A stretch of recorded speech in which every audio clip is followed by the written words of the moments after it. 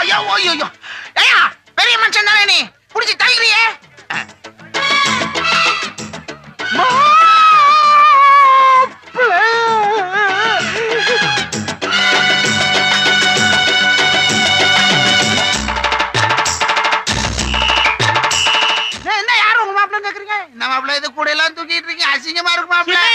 மறுபடியும் மாப்பிள்ளைங்கிற லூசு.